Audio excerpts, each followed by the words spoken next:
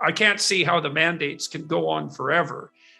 Country after country is dropping them. I cannot see how they can be sustained in the face of that for any length of time, but God only knows. I mean, it seems to me that perhaps even a majority of Canadians, if they were sufficiently cowed, would accept these restrictions and mask mandates permanently. It's already been 2 years. I remember there was a poll a few months ago showing that 50% of Democrats in the US thought there was a 50% chance of being hospitalized with COVID.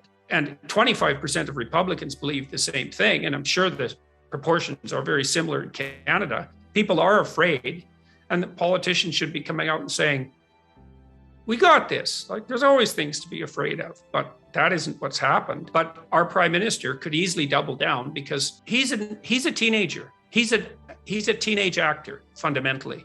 The fact that he ran away at the beginning of this and then lied about why in 2 ways, security concerns and exposure to COVID, it's like a little convenient, I would say. And really, did you need 2 lies to justify it? Wasn't 1 enough?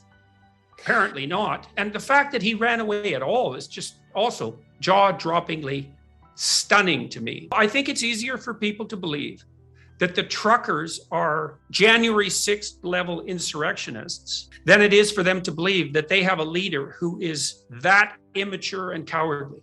Because we think about it, I mean, both of those are both nasty pills to swallow. But if you're a middle of the road Canadian and you've had an implicit belief in the stability of your political institutions, which is reasonable because they've been incredibly stable, you believe in the general goodness of your leaders, which has also been a valid presumption.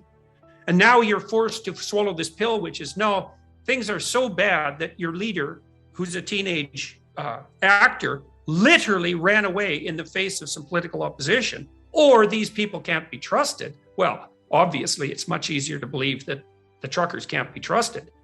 And then that's played up, of course, in the media. It's like, well, what about the swastikas? And what about the Confederate flag? And people also still trust CTV. They still trust CBC, especially older people.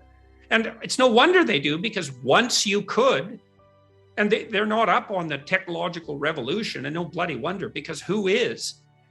And so people are being asked to abandon faith in some sense in political establishments and political leadership, or demonize the truckers. Well, it's not surprising they pick the latter.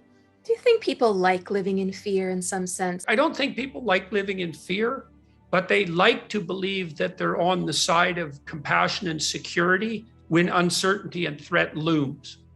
And so that's the moral, and it's an easy moral victory. Remember, I used to watch The Simpsons all the time, and the wife of the Reverend on the Simpsons, her response to any political question was, think about the children. Let's think about the children. And our whole society has slipped into that kind of Oedipal virtue, which is, it's a reflexive infantile compassion. And there's a presumption underneath that the manifestation of that compassion, which is appropriate for infants, is the only valid political response to every single question. And so you frighten people, and the good thinkers, the maternal good thinkers, think, oh, well, security and safety, protect the infants. And fair enough, because you've got to protect the infants, but we're not infants, or are we?